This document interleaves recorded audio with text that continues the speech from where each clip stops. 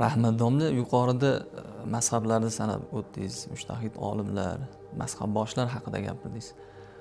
Dunyoda aynan Hanafiylik mazhabini ko'p tarqalganligini boisi nimada? To'rtta mazhab bo'ldi. To'rtta mazhabdan endi 5-mazhabni chiqarish ijmoga xilof deydi ulamolar. Buni chuqur o'rganib chiqqandan keyin aytilgan fikr bu.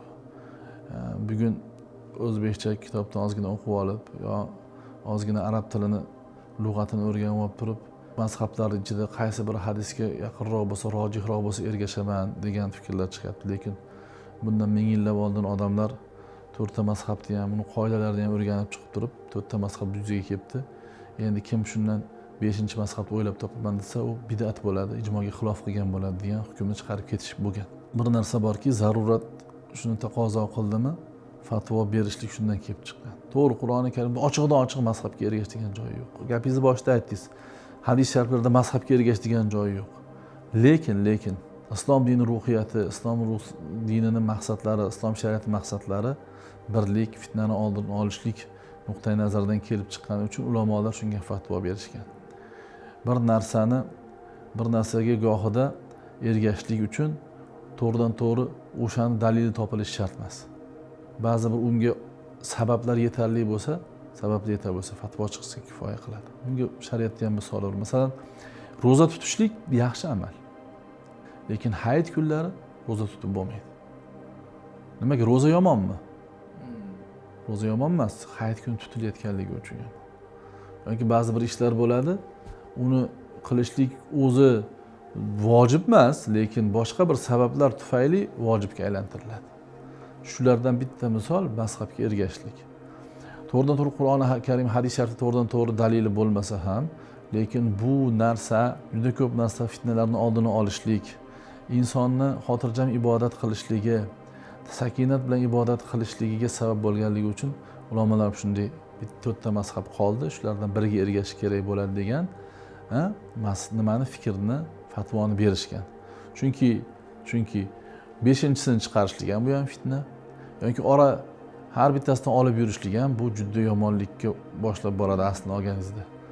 Chunki inson sahoba-i kiromlarning davriga solishtirib odamlar o'zicha o'ylaydi, misol sahobalar davrida qaysi sahobadan so'rab amalni qilib ketavergan, shundan singari bitta xohlagan mazhabni olib ketsa bo'lmaydimi deydi. Yo'q. U odamlar boshqa bo'lgan, u davr boshqa bo'lgan.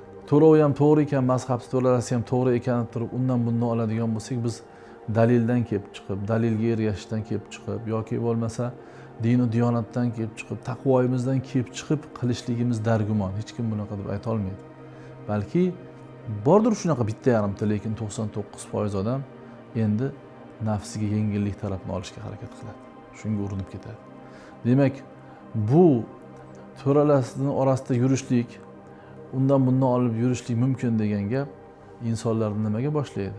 Insonlarni nafsini, xohishlarini ortidan ergashishga boshlaydi. Mana shu narsalarning oldini olish uchun ham, shu sabablar bo'lgani uchun va shu sabablarning oldini olish uchun ham bitta mazhabda yurishga fatvo berilgan. Fatvo chiqarilgan va ittifoq qilingan bu narsaga. Endi savolingizga keladigan bo'lsak, Hanafiy mazhabi haqida gap ketdi. Biz o'zimizning mazhabimiz haqida gap ketyapti. Tabiiyki bunga gapni davomiy yetib kelishi tabiiy edi. Hanafiy mazhabi, Imom Abu Hanifa rahmatullohi alayhi mazhabi dunyoda eng katta tarqagan. Hatto tarixiy kitoblarni ko'radigan bo'lsak, Suluson deydi, 3dan 2, ummatning 3dan 2si ergashadigan mazhab deyiladi. 66% bo'lgan bir vaqtlarda Hanafiy mazhabini boshqa mazhablarga nisbati 60%gacha chiqqan, ya'ni 3dan 2 qismi. Hozir ham deyarli juda ko'p qismi, chunki aholi eng ko'p yashaydigan musulmon mamlakatlarida Hanafiy mazhabiga amal qilinadi. O'rta Osiyo mamlakatlari, Turkiston mamlakatlari, Turkiya misol uchun, Shom diyorlarida bor, Hindiston va Pokiston mamlakatlari juda ko'p aholi yashaydi va ularning ichida ham juda ko'p qismi Hanafiy mazhabiga ergashadi. Imom Abu Hanifa, Imom Azam rahmatullohi alayh birinchi o'sha fiqhi, so'zlari, ijtihodlari shogirdlari orqali o'sha kitoblarga tushirilgan imom hisoblanadilar. Birinchi bo'lib boshlaganlar. Yani fiqhning asoschisi ham deyiladi, hatto usuli fiqhning asoschisi ham deyiladi. Ikkinchidan u kishini shogirdlari nihoyatda ko'p bo'lgan. Shogirdlar. Bu shogirdlar ham katta mujtahid imomdir. Masalan, oddiy aytganimizda Imom Shofiyni mujtahid imom deymiz, to'g'rimi? To'rtta mazhabning imomi, lekin u kishi Imom Muhammadning shogirdi hisoblanadi. Imom Muhammad Imom Abu Hanifa shogirdi. Nevara shogirdi bunday olib qaraganda. Imom Ahmad ibn Hanbal to'rtta mazhabning yana bitta imomi.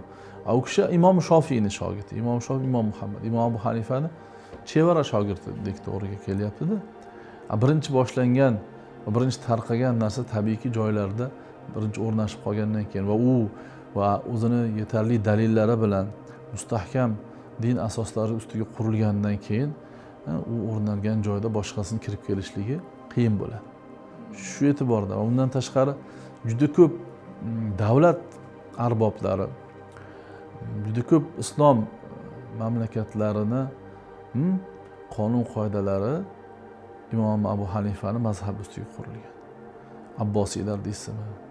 Imom Abbosiylarda ham Qozil Quzot Imom Abu Yusuf bo'lganlar. Imom Abu Yusuf Imom Abu Hanifaning shogirdlari, Imom Azam shogirdlari.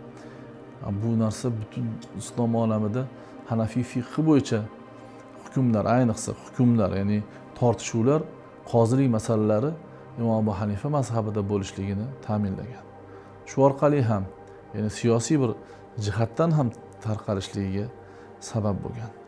Ammo undan tashqari aytganimizdek, katta imomlarni bo'lishi va ilm berishlikni avvaldan boshlashligi va ilm sohasida katta bir muvaffaqiyatli dars berish orqali bu narsani tarqatganlari uchun ham bu narsa keyin tarqagan. Misoli uchun bizni O'rta Osiyo shunga misol bo'ladi, biz yurtlarimiz.